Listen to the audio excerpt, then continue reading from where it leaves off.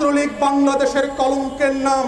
ছাত্রলীগের ইতিহাস হচ্ছে বাংলাদেশের নব্য রাজাকারদের নাম।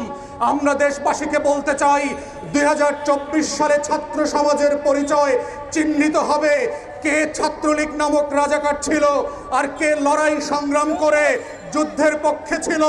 এটা নির্ণয় করা হবে কোটা বিরোধী আন্দোলনে কারা রাজপথে ছিল, কারা মিছিল করেছে, কারা পানি সাপ্লাই করেছে, কারা রক্ত দিয়েছে, কারা জীবন দিয়েছে, কারা ছাত্রলীগের হেলমেট বাহিনীর বিরুদ্ধে নতুন করে যুদ্ধ করেছে।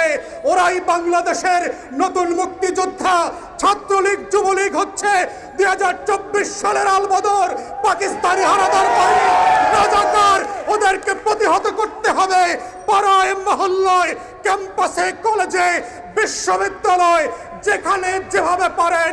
এটা বাংলাদেশের স্বাধীনতা সার্বভৌমত্বের লড়াই, এটা বাংলাদেশকে গণপ্রজাতন্ত্র করবার লড়াই, এটা বাংলাদেশকে দিল্লির দাসত্ব থেকে নতুন করে স্বাধীন করবার লড়াই, এটা বাংলাদেশকে তার 20 কোটি মানুষের কাছে ফিরিয়ে দেবার লড়াই।